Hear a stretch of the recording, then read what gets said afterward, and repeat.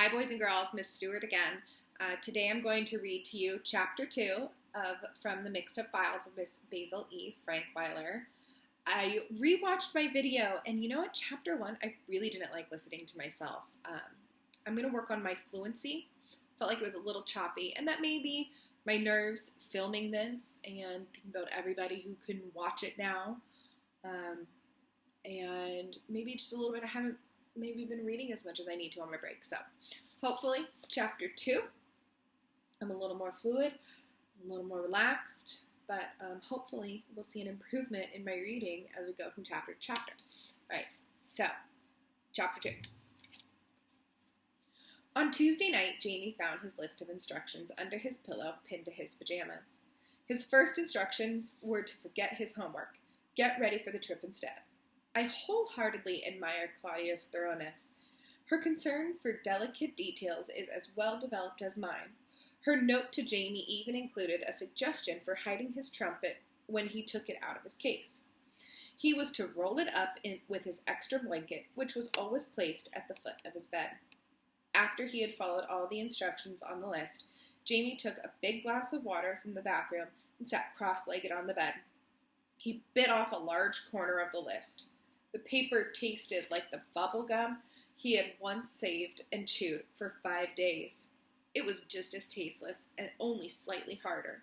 Since the ink was not waterproof, it turned his teeth blue. He tried only one more bite before he tore up the note, crumpled the pieces, and threw them into the trash. Then he brushed his teeth. The next morning, Claudia and Jamie boarded the school bus as usual, according to plan. They sat together in the back and continued sitting when they arrived at school and everyone got out of the bus. No one was supposed to notice this, and no one did. There was so much jostling and searching for homework papers and mittens that no one paid any attention to anything except personal possessions until they were well up to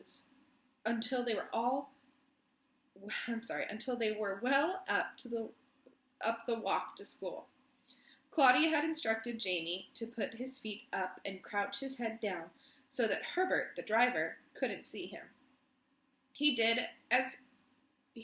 and she did the same.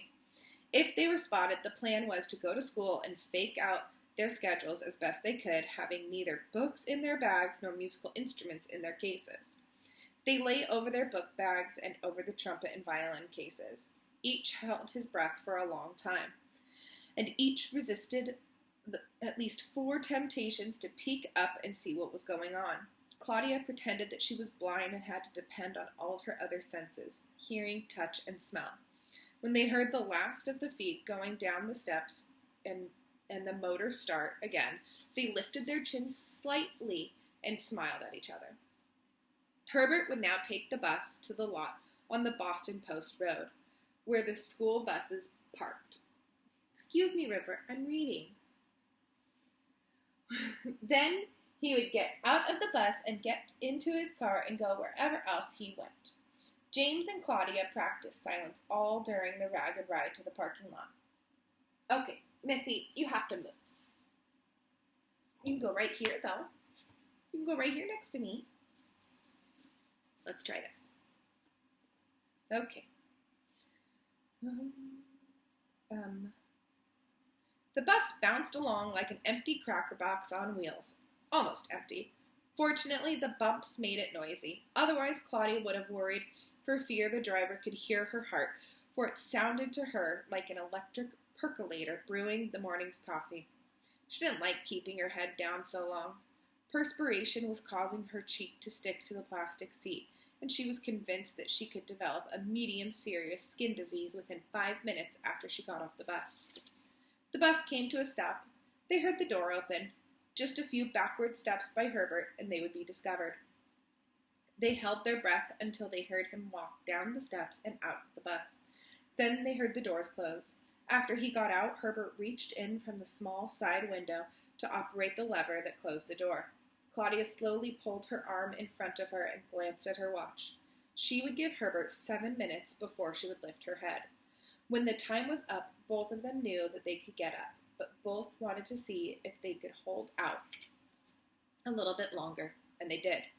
They stayed crouched down for about 45 more seconds but being cramped and uncomfortable, it seemed like 45 more minutes. When they got up, both were grinning. They peeked out of the window of the bus and saw the coast was clear. There was no need to hurry, so they slowly made their way to the front, Claudia leading. The door lever was left of the driver's seat, and as she walked toward it, she heard an awful racket behind her. "Jamie," she whispered, "what's all that racket?" Jamie stopped. So did the noise. "What racket?" he demanded. "You," she said. "You are the racket. What in the world are you wearing, chainmail?" I'm just wearing my usual, starting from the bottom.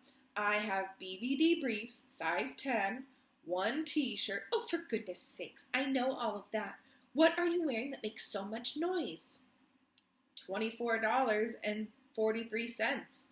Claudia saw then that his pockets were so heavy that they were pulling his pants down. There was a gap of 1.5 inches between the bottom hem of his shirt and the top of his pants. A line of winter white skin was punctuated by his navel. "How come all your money is in change? It rattles." "Bruce pays in pennies and nickels. What did you expect him to pay me in, traveler's checks?" Okay, Claudia said. "What's that hanging from your belt?" "My compass. Got it for my birthday last year." "Why did you bother bringing it? You're carrying enough weight around already." "You need a compass to find your way in the woods, out of the woods too. Everyone uses a compass for that." "What woods?" Claudia asked. "The woods we'll be hiding out in," Jamie answered. "Hiding out in? What kind of language is that?" "English language, that's what kind." "Whoever told you that we are going to hide out in the woods?" Claudia demanded. "There, you said it. You said it," Jamie shrieked. "Said what? I never said we're going to hide out in the woods." Now Claudia was yelling too. "No, you said hide out in." "I did not," Jamie exploded.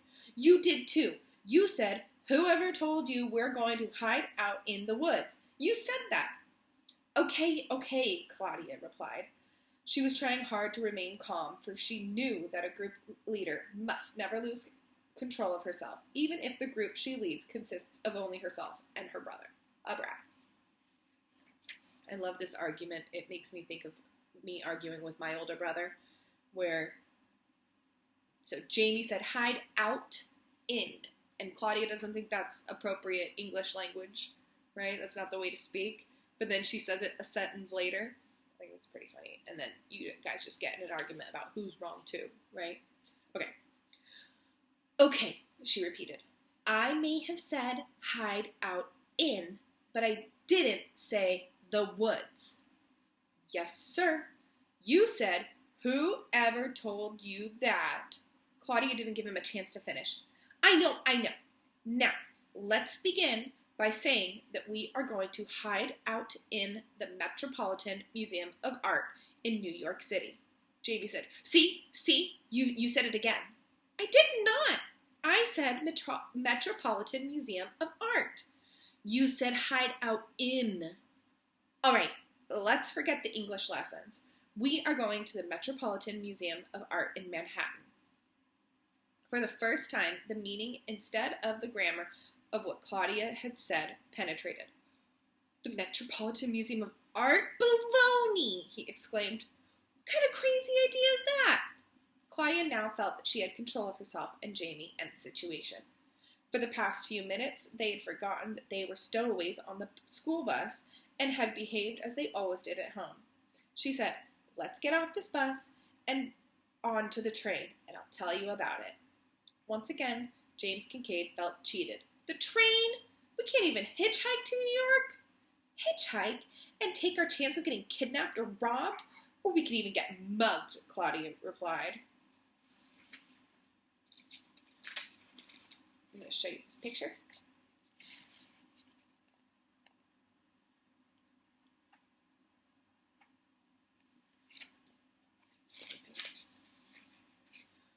"Robbed? Why are you worried about that? It's mostly my money," Jamie told her. "We're in this together. It's mostly your money you were using, but it's all my idea that we're using. We'll take the train." of all the sissy ways to run away and all the sissy places to run away to, Jamie mumbled. He didn't mumble quite soft enough. Claudia turned to him. Run away to? How can you run away and to?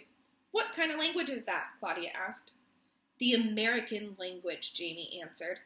American James Kincaidian language. And they both left the bus, forgetting caution and remembering only their quarrel. They were not discovered. On the way to the train station, Claudia mailed 2 letters. What were those? Jamie asked. One was a note to Mom and Dad to tell them that we are leaving home and not to call the FBI. They'll get it tomorrow or the day after. And the other? The other was 2 box tops from the cornflakes. They send you 25 cents in the mail. Well, wait, if you mail them 2 box tops with stars on top. For milk money, it said. You should have sent it that before. We could use 25 cents more. We just finished eating the second box of cornflakes this morning, Claudia informed him. They arrived at Greenwich Station in time to catch the 10:42 local. The train was not filled with either commuter late or lady shoppers, so Claudia walked up the aisles of one car and another until she found a pair of chairs that dissatisfied her the least with regard to the amount of dust and lint on the blue velvet mohair covers. Jamie spent 7 of the 28.5 railroad miles trying to convince his sister that they should try hiding in Central Park. Claudia appointed him treasurer. He would not only hold all the money, he would also keep track of it and pass judgment on all expenditures. Then Jamie began to feel that the Metropolitan offered several advantages that would provide adventure enough. And in the course of those miles, Claudia stopped regretting bringing Jamie along. In fact, when they emerged from the train at Grand Central into the underworld of cement and steel that leads to the terminal, Claudia felt that having Jamie there was important.